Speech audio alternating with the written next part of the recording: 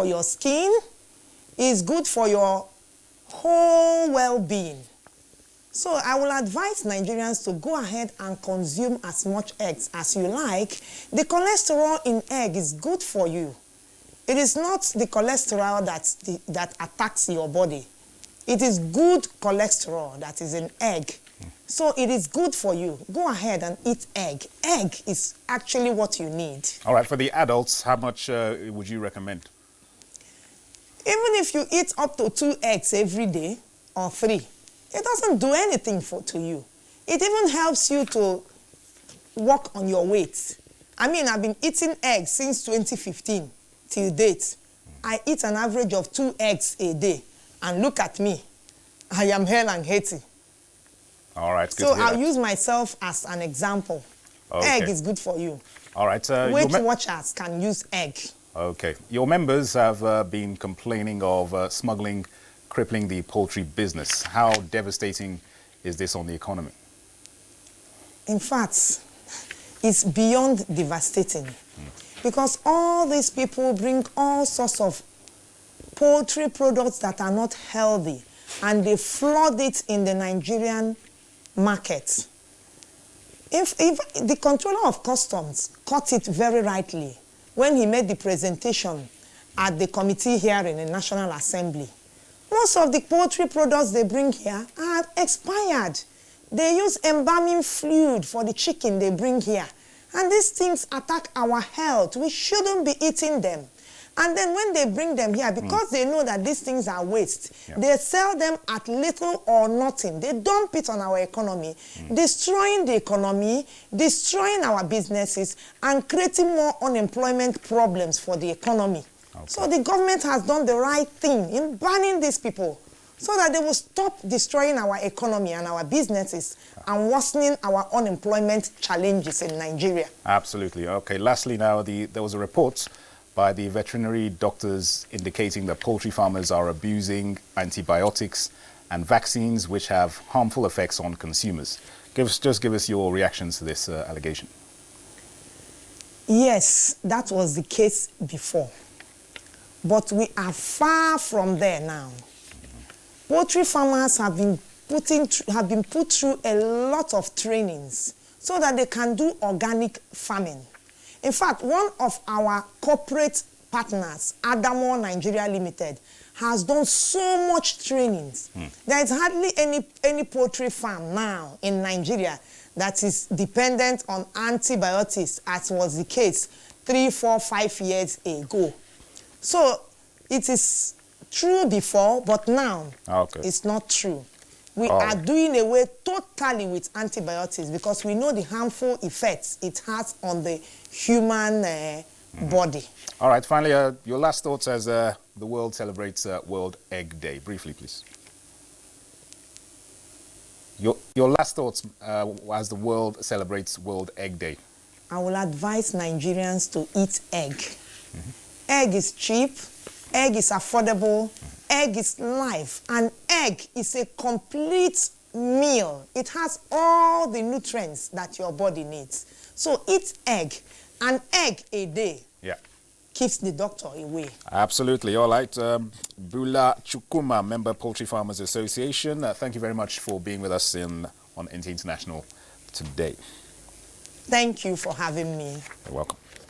All right, moving on, the Independent National Electoral Commission, INEC, is to engage the General Abdulsalami Abubakar Peace Committee to ensure peaceful and conclusive governorship elections in Kogi State. Chairman of INEC, Professor Mahmoud Yakubu, stated this in Lokoja, the Kogi State capital. All right, we'll bring that to you in our subsequent bulletin. As the Committee on the Reform of the National Broadcasting Commission settles down to work, indications are that the broadcast space will no longer have room for any more flagrant violation of the Code of Broadcasting in Nigeria. Anthony Forson reports. Reading the recommendations as contained in the President Muhammadu Buhari's approval for the NBC reforms, Information and Culture Minister Lai Mohammed explained that it is to strengthen the regulatory powers of the Commission with respect to the issuance and withdrawal of broadcast licenses, as well as reviewing the broadcast code to reflect an upward review of fines from 500,000 naira to 5 million naira for breaches relating to hate speeches, inciting comments and indecency. Willful repeat of the infractions on 3 occasions after levying fine on the station will attract suspension of license. The recommendation also calls for an upgrade of breaches of political comments relating to hate speeches and divisive comments to Class A offense in the Broadcasting Code. The amendment of the NBC Act is to enable the Commission license web TV and radio stations, including foreign broadcast beaming signals into Nigeria. In Abuja, Anthony Forson, NTA News. In the meantime, the Nigerian Copyright Commission has indicated its commitment to intensify its enforcement of broadcasting rights in the country, just as it has licensed cable operators in Nigeria to respect the protected signals of broadcasting organizations in line with the copyright law, international treaties and global best practices. The Director General of the Commission, John Asing, made this declaration in Abuja during an interactive session with representatives of the Association of Cable Operators in Nigeria. He warned that the Commission will not tolerate broadcast piracy in whatever form. John Asing maintained that while the National Broadcasting Commission is the best interpreter of its own broadcast code, the NCC will continue to monitor the broadcast space and enforce respect for copyright in accordance with the copyright law and international treaties to which Nigeria is signatory. In other news, the federal government says it will continue to partner with any organization that indicates interest in keying into the unemployment reduction program of governments in Nigeria. The Minister of State, Labour and Employment, Festus Keyamo, gave the assurance at a capacity building program for artisans in Lagos. Tunde Saiki reports. One of the major focus of President Muhammadu Buhari's administration is to create jobs and reduce unemployment. Towards achieving this, several intervention programs like the End Power program and the Trader Money, among several other partnerships, were inaugurated to turn the beneficiaries to entrepreneurs who would then train unemployed youths to acquire skills so that they too could be employers of labor. This is why CAS Print is partnering the National Directorate of Employment under the Ministry of Labour and Employment to provide more jobs for the nation's teeming youths. We think it's a very, very good initiative. We are going to encourage it. We're encouraging other entrepreneurs to come forward with such initiative, not only CAS. We will be there for everybody. Managing Director of CAS Print, the initiator of the partnership, Ademola Kasumu, says the program is aimed at creating 1,000 jobs in digital printing for unemployed youths across the 6 geopolitical zones of the country. We all know that digital printing is the future of the industry, and I think it's better we start working into the future now. So we tell the teeming youth in Nigeria, put your hearts together, apply it for the KP2 program. We are not charging you a dime, it's for free. But this conjunction with growth, contribution to growth of your countries, that's what we're aiming for. It's a printing, just new concept of the idea of the program. The revolutionary Canon 10,000 VP digital print equipment, which will be used to train the beneficiaries free of charge by CAS Print, was also inaugurated. In Lagos, Tunde Saiki, NTA News.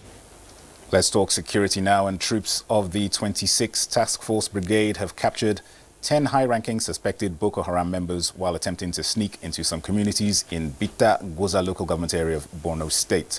A statement by the Nigerian Army Operations Media Coordinator, Colonel Aminu Ilyasu, indicates that the Army recently recovered 23 cattle from rustlers by troops of 1 division in Birnin-Gwari local government area of Kaduna State.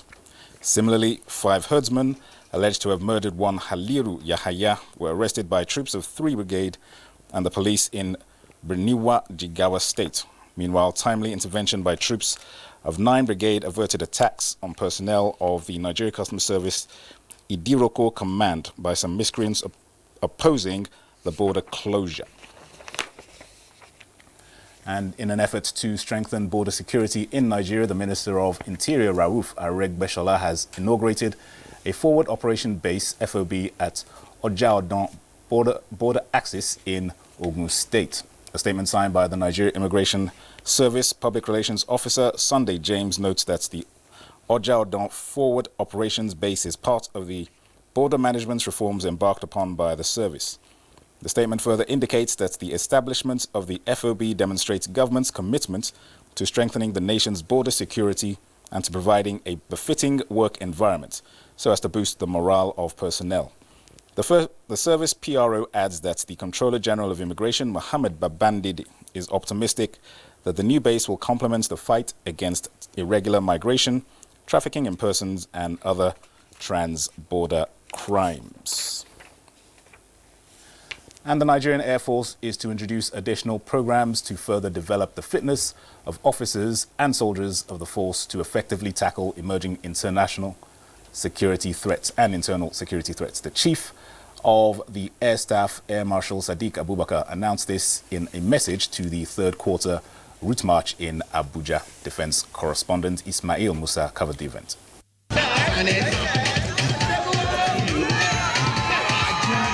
Ordinarily, one may assume these personnel are dancing.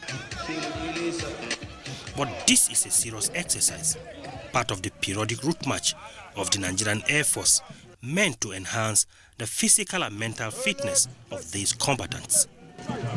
The Air Force Band is handy, setting the tune and providing the needed morale booster for the 10-kilometer route march, commencing from the Mogadishu cantonment, passing through the AY roundabout to the Niger barracks, terminated at the starting point. As soldiers, you know all the challenges we have in this country. So you need to be physically fit and mentally fit to be able to carry out all the assigned tasks that you will be given from time to time. Air Force officers and soldiers in the Federal Capital Territory took part in the exercise. In Abuja, Ismail Musa, NTA News. You are watching the news on NTA International live from Abuja. The news continues shortly. Do stay with us. Hey, you! And are you how they talk to? I sabi you now. It's in your mind, Abi. The person with them go hail us. Baba Toros and Shangalo. Oganekuva, Mr. Sabi. And you know if we carry last for this one. A spear into the top corner.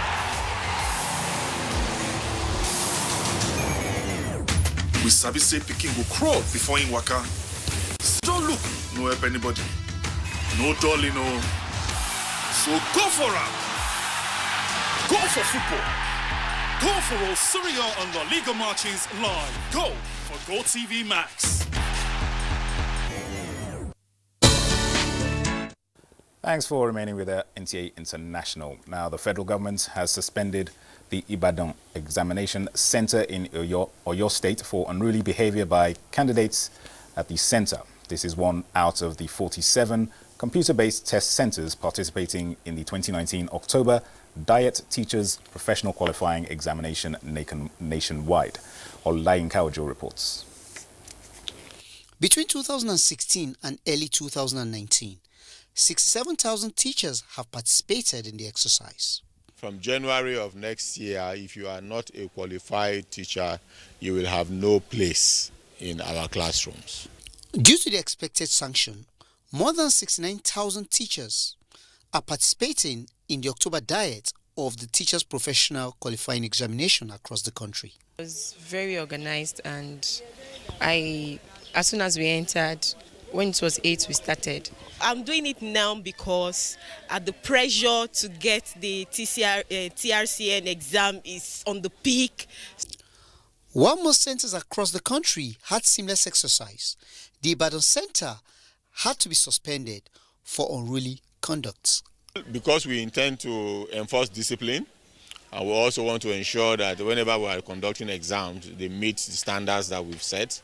So we understand there are some challenges at the center and people are also unruly, and the natural reaction is to suspend that center for now. For teachers who want to teach outside the shores of the country but have not been certified by TRCN, the council said modalities are already in place for such category of people. We have already gotten so many proctors to make sure that we are able to monitor those who are taking the exam. If you fear off from the platform once, there is going to be a warning. If you fear off the second time, you will be warned. But if you fear off the third time, you will be logged out. With less than 90 days to the implementation of the policy towards purging unqualified teachers from the classrooms across the Federation, the Council said another examination will be conducted before the end of the year.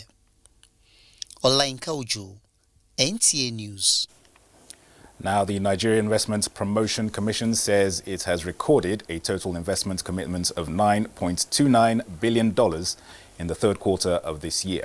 This was revealed to journalists during the Commission's quarterly media parley in Abuja. Benny Adams reports. When money realizes that it is in good hands, it wants to stay and multiply in those hands. This is why Nigeria, with open arms, welcome investors from within and outside her shores, with a view to growing the nation's economy. To actualize this, when opportunity meets investment, the dotted lines are signed, signifying a deal is sealed and is expected to go well. But in some cases, it doesn't for both parties.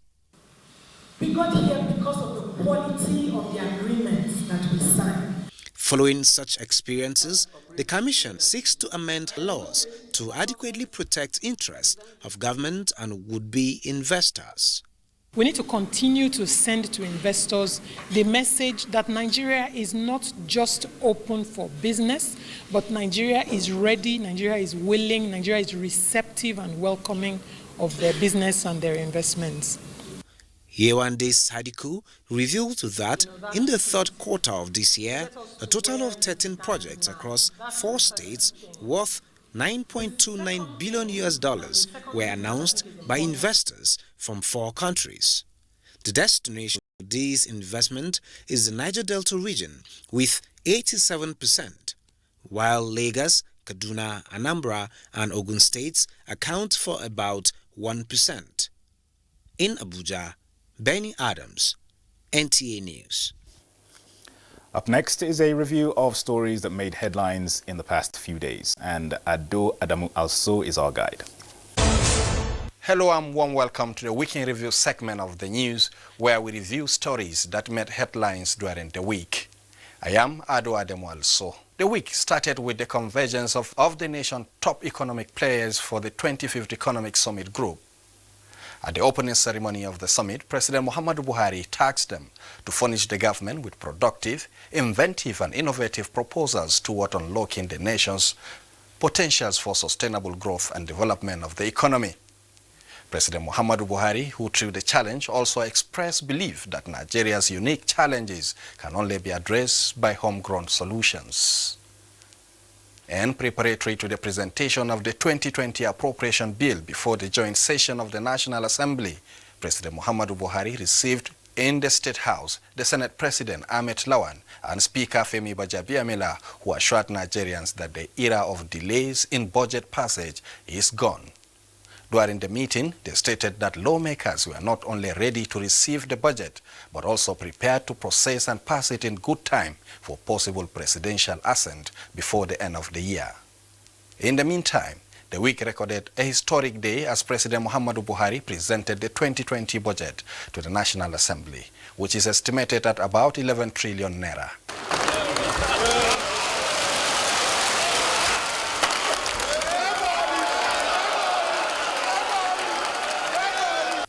Laying the budget before the joint session of the National Assembly for approval, the President said his administration succeeded in reducing inflation in 2019. He noted that government will continue strictly with the implementation of the Treasury single account. Giving a breakdown of the budget, the President said it is a budget of fiscal consideration to strengthen macroeconomy and enhance social investment programs. And matching words with actions, the 2 chambers of the National Assembly during the week commenced legislative actions on the appropriation bill. They observed that the 2020 appropriation has the potentials of encouraging macro, small and medium-scale enterprises and massive infrastructural development. Senators commended the attention given to road infrastructure and human rights advocacy. They harp on the need for revenue collecting agencies to strengthen their revenue collection system. Still during have resolved to embark on industrial action after the 16th of October 2019 deadline given to reconvene the meeting of the Consequential Adjustment Committee on the new national minimum wage of 30,000 naira. And those were some of the major stories that made headlines in the week under review. I am Ado Ademualso, and thank you for your time. All right, thanks, Ado, for that week in review package. And that's all we have time for on NTA International News at this time. Many thanks for watching. I am Dennis at Dibanlui.